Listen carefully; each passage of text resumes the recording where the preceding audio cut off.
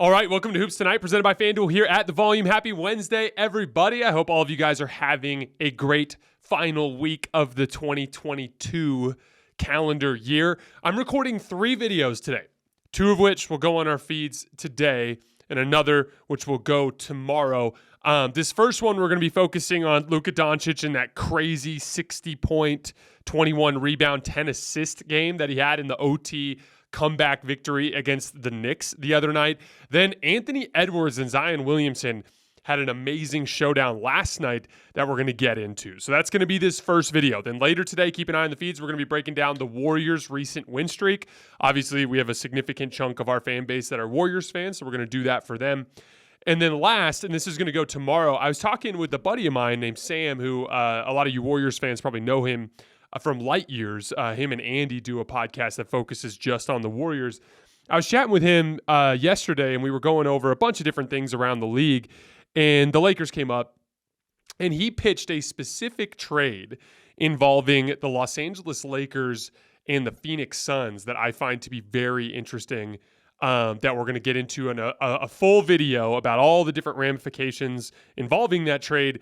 Keep an eye on the feeds for that tomorrow. You guys know the drill. Before we get started, subscribe to the Volume's YouTube channel so you don't miss any more of our videos.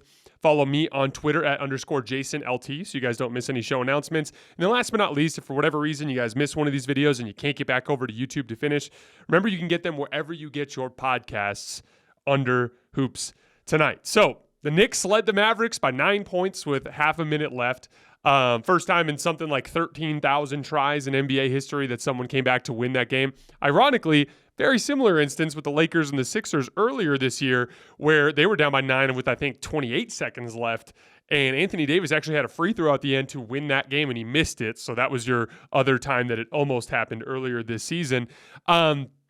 Classic things you see in big collapses, like there was a missed free throw at the end of the game. There was a turnover, which was a jump ball, effectively, that Luka ended up winning the jump ball. And then just some bad Knicks defense, like they conceded an easy post up to Luka Doncic in the final minute on a sideline out of bounds. They just let Christian Wood take a wide open 3 on the right wing. And then they botched a switch where Spencer Dinwiddie got open on the left wing and knocked down a 3. Even on Luka's and one, the crazy putback, not the putback after the missed free throw, but the one before that, Emmanuel quickly was guarding him and missed a box out, and Luka ended up getting an and one. So again, little details. If you're up 9 with 30 seconds left, you should be able to win that game. You just have to continue to do the job. And that's an important thing I wanted to go on a quick rant about, because we saw Chicago and Milwaukee. This happened again last night where Milwaukee had a big lead late in the game, and then they choked that one away.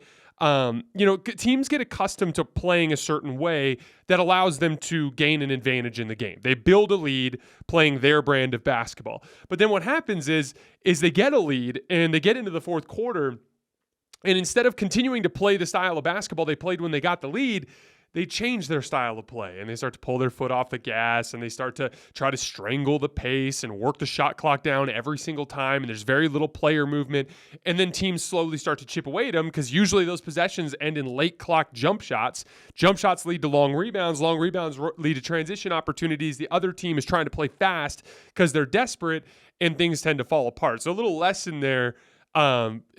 Obviously you want to rein in your decision-making a little bit. Like you want to take away the high difficulty plays or the high risk, high reward passes, but you want to continue to play with the same style of play that you had when you got the lead in the first place. Sometimes teams are so obsessed with running the clock out that they end up costing themselves games in the process. But then Luka closed the deal in OT.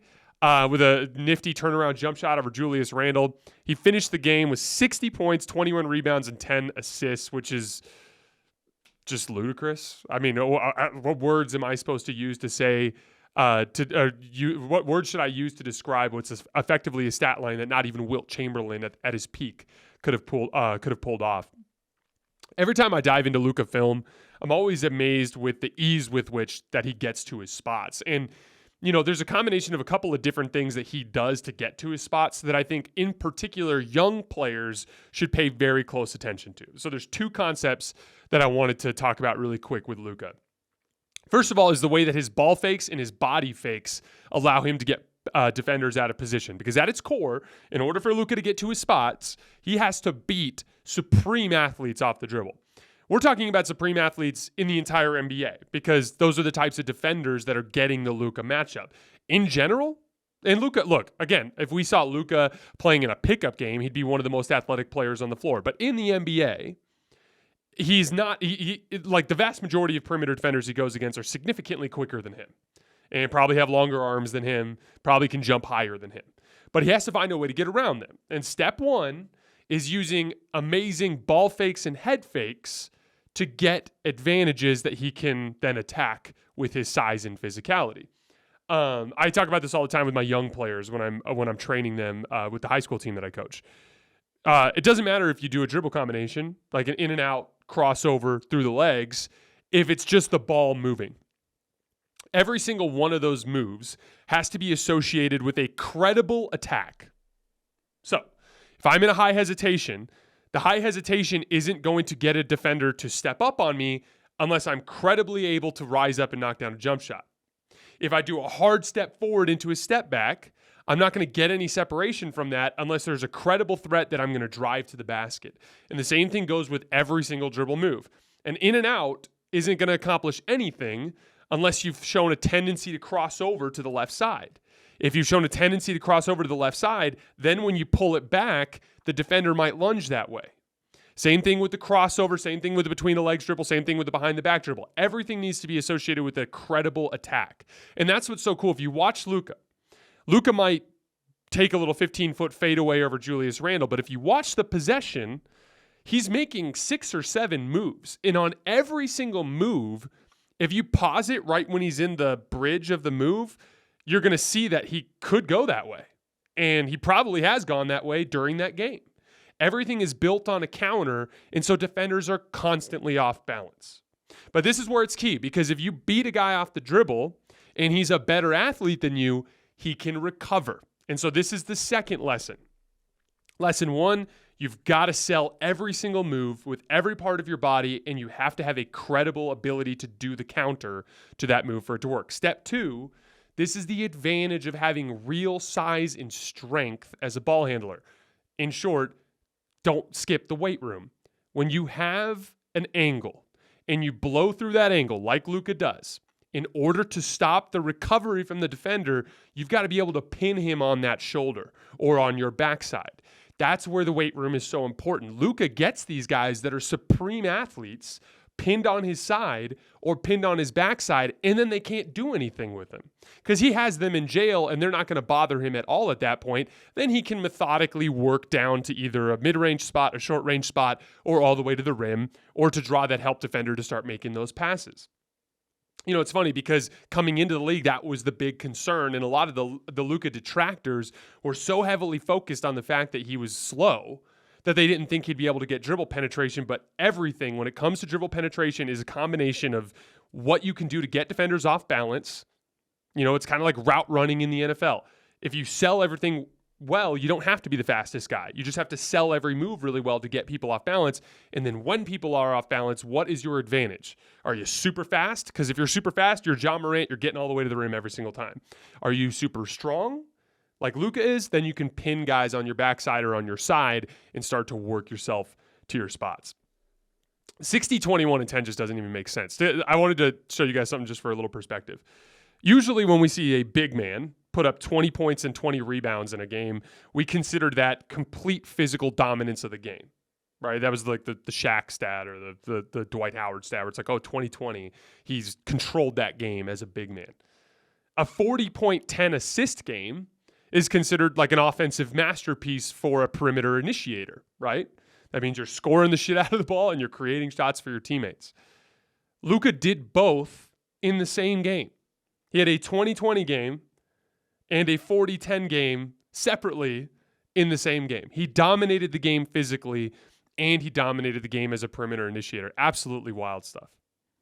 The talent in the NBA is getting out of control. So if we're talking MVP candidates, which we've done a lot over the last week, we talked about Jason Tatum, who I believe is the Vegas frontrunner right now. We talked about Giannis, who was my pick before the season. We talked about Jokic, whose on-off stats are so ridiculous that if the Nuggets finish well enough, he's going to be in that conversation. We talked about KD the other day, who, if the season ended right now, would be my pick for MVP. And Luka's just playing just as well as those 4 guys are. So we have and now obviously the Mavericks need to win more games, but we have 5 guys that are really legitimate MVP candidates. And then you have Steph Curry, Joel Embiid, Ja Morant, Zion Williamson. These are all guys that are kind of on the fringe of that conversation. It's wild to see 9 legitimate MVP candidates this far into the season. If we look at the standings, so the top 8 teams in the league right now are Boston, Brooklyn, New Orleans, Denver, Milwaukee, Cleveland, Memphis, Philadelphia. All 8 of those teams are separated by just 4 games in the standings. So what that means is any of those 9 names that I mentioned are really just a few dominant weeks of basketball away from entering the MVP discussion with legitimacy. Obviously, Steph and Luka are the weird ones there because they're so far back, but in the Western Conference, both of them are still not that far back relative to how many games there are left in the season. So it's crazy to think that, I still think Giannis will be the one who ends up getting it at the end of the day. I think he's been dealing with a lot of injury issues, and I believe that when they get healthy, they'll go on a run, and Giannis will remind everybody what he's capable of. But really, it's anybody's award at this point, and Luka's just as capable as anybody else. And it seems like every day we focus on someone new. Like today, it's Luka. There's just another guy the next day that plays insanely well, and then we have to talk about him. But the league is incredibly stacked with talent. And then you look at it from a global standpoint, Giannis, Nikola Jokic, Luka Doncic, and Joel Embiid. That's 4 of the top, 6, 7, 8 players in the world. And they're all international players, which makes me really excited just for basketball in the future. Because, the NBA is never going to compete with the NFL from a rating standpoint within the U.S., but because basketball is a global game, the actual gap in revenue that their leagues generate is not that crazy. If I'm not mistaken, I think the NFL makes about $17 billion a year, and I think the NBA makes about $10 billion a year, right? And so, that's an achievable gap, but that gap can only be achieved outside of the United States because of the stranglehold that the NFL has on the United States. So, to see the top of the league, basically half of the top tier superstars in the league be international players is super exciting. Because what that means is over the course of the next 10 to 15 years, over the length of these guys' careers, the league will only grow further and further in popularity outside of the United States of America. So it's just a really good time to be an NBA fan. And I'm really excited to see where we're going to be 10, 15 years from now. All right, so the Minnesota Timberwolves and the New Orleans Pelicans had a super entertaining game last night. It was first of all, I am not going to talk about officiating in this game. Even on that last play with Gobert and Zion, he's straight up, but then as soon as Zion went up, he came down on him. Refs are always going to call verticality a foul if the arms come down. And are there some calls here or there that I might have disagreed with? Sure. But you guys know how I feel about officiating. Officiating is on any given day going to benefit one team or the other. I think it's lame to focus on it. It's outside of your control. In general, I think the officiating in the NBA needs work, but it goes with all 30 teams. There is no one that's benefiting from it more than another team or anything along those lines. And quite frankly, I just think it's boring and uninteresting, and you're not going to get me to talk about officiating much. We're just going to focus on the basketball in this particular game. But it was a 2-point game early in the third, and then Rudy Gobert committed 2 quick fouls to start the third quarter. Then Naz Reid comes in. And in today's episode of Jason Hates Centers That Can't Shoot, the Wolves were +6 in Naz Reid's minutes last night and -6 with Gobert. Now, I do want to say I did think that Gobert played a really nice shift in the fourth quarter. He had a nifty transition layup where he took some long steps around a defender to the right. He had that kind of Rondo fake where he stuck the ball out and then came around and shot a hook shot. And I thought he defended pretty well, aside from that last play on Zion. Keep your hands up. Zion was going to miss that layup. He was completely off balance. Instead, he came down and bailed Zion out with the foul. But Naz Reid came in early in that third quarter, and the Wolves just took off from there. Natural 5-out spacing, driving lanes open up. Anthony Edwards started getting to the rim a lot. There was even a really nice play where Naz Reid caught on a pick and pop with D'Angelo Russell and pump faked. And Jonas Valanciunas came out of his shoes. Naz Reid got downhill and made a really nice kick-out pass to Austin Rivers in the corner for 3. The offense just looks so fluid with Naz Reid on the floor. I also wanted to shout out Jalen Noel here. I think he only finished the game 5 for 11, but he was really impressive with his shot making in the second half. And he's got some legit 3-level scoring ability with some real athletic pop. He's actually a very exciting young player for them. Someone that I think, if you really start to look forward with the Timberwolves, it's hard to imagine D'Angelo Russell being here long term. So if that's the case, Jalen Noel kind of is projecting to be a good 2 guard to put alongside Anthony Edwards in the long run. But, and then D'Lo again after the game was complaining about Zion playing football. And again, I just think it's lame to complain about officiating. It makes you sound soft. And the other thing too was Zion, before we get into Zion here, because obviously he's the hero of the night. We're going to talk about him a lot. Yes, he drops his shoulder and tries to run everybody over. So does Giannis. So did LeBron in his prime. So did Shaq back in the day. But the reality is, regardless of how you feel about it, it's allowed and it works. And the 3 guys who did it before Zion all won championships. So if we saw Shaq do it and we saw LeBron do it and we saw Giannis do it, you have to understand that Zion's going to do it, and it's kind of part of the deal. So you had better build a wall and you had better put your body on the line, or he's going to be finishing around the rim all game long. That's just the reality. No amount of complaining to the press is going to cover for that. It's the official. I don't care a handful of calls either way that you might get to sway because you've been complaining.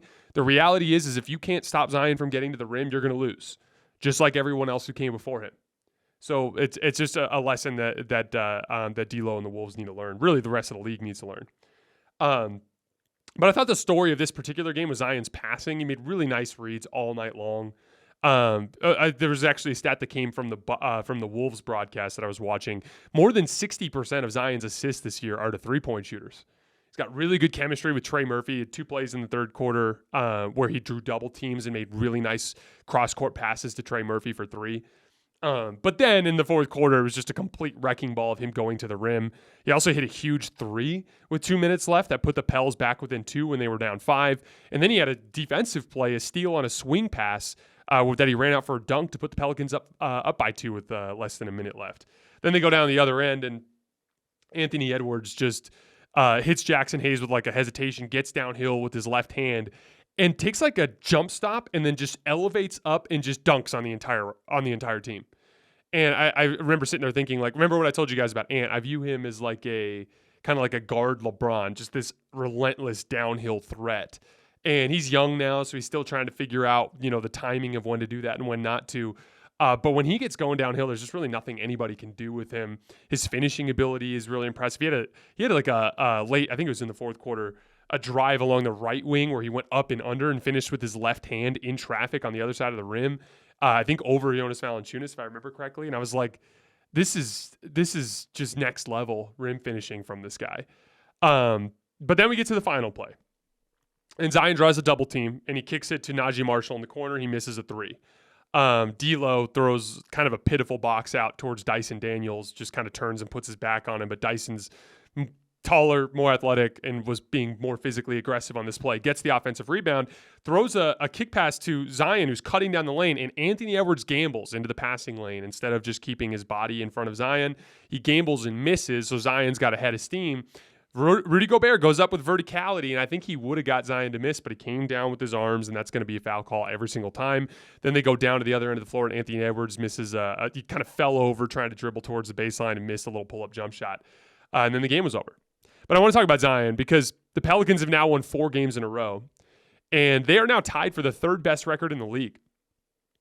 Just 2.5 games back of first place in the entire league. Zion is starting to build a real MVP case, like we were talking about earlier. So for the season, he's averaging 26, 7, and 5 on 65% true shooting, which is a career high in efficiency. Last 11 games, 31 points, 8 rebounds, and 6 assists, 64% from the field, 40% from 3 on low volume, 72% from the line, 2.3 stocks per game, and the Pelicans are 7-4 in that span, despite Brandon Ingram being out for every single one of those games. Zion's attack, his success is built on a similar, it doesn't look the same, but it's built on a similar formula to what Giannis does. Teams cannot keep him away from the rim with a single defender. Even with teams building walls and stuff, he gets to the rim a ton. He's second in the league in restricted area makes per game at 8.3, and he shoots 70% when he's there. Then, while he's not a surgical passer, he's very good at hitting shooters and cutters when teams build the wall in front of him.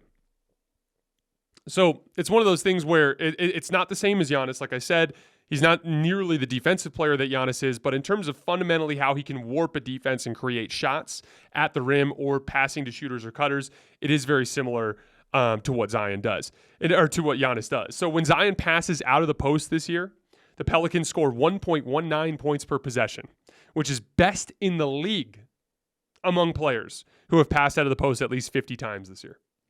When he passes out of ISO, the Pelicans score 1.06 points per possession, which is third best in the league among players who have done it at least 50 times behind Giannis and Joel Embiid. So, it's not surgical. It's not Luka, it's not LeBron, it's not Chris Paul, it's not Nikola Jokic. But because of the amount of gravity he has towards the rim, he is creating shots with the pass at an extremely high level. Arguably in the top tier of players in the league when you're looking at post-ups and ISOs. So detractors are going to still point to his defensive limitations, which there's some legitimacy there. Yes, he's better than he has been. He's more of a defensive playmaker now than he used to be, kind of like that steal. The steal for the dunk, that's defensive playmaking. That's not the same as being consistently good on the defensive end on a possession-by-possession basis, but he's adding defensive playmaking, which is good. But detractors are going to point to the defensive end, and they're also going to point to the fact that he's missed 8 games, which will hurt him in the MVP case. But he unquestionably has a case. And most importantly, you got to look at where we are in this field right now. All the top 8 teams are 4 games apart. It might stay jumbled all year, but somebody might pull away. And if somebody pulls away from that group, that guy is going to end up getting the MVP. Even it would be really hard for me to vote for Zion just because you guys know my criteria. You've got to be in the conversation for best player in the world, and I don't think Zion is. And then, obviously the defensive end of the factor is going to factor in significantly for me. So but that's just me that wouldn't necessarily vote for him based on my criteria. Everyone's got different criteria. The voting pool loves new young players. I wouldn't be surprised at all if Zion ended up getting some MVP votes, especially if the Pelicans end up pulling away from the field. Last, on Anthony Edwards, he's really picking up steam over the course of the last couple weeks. Obviously, he was great last night. He's averaging 29 points, 7 rebounds, and 6 assists in his last 6 games. Really benefiting from the spacing provided from those lineups with Naz Reid at center. Shooting 50% from the field, 39% from 3, and 79% from the line. We're not going to do a deep dive into Ant today. I'm going to save that for some other time, but I did want to give him a quick shout out. All right, guys, that's all I have for this particular video. Keep an eye on the feeds. We have that Warriors video coming out later, and then tomorrow my Sam's wild Lakers-Suns trade idea.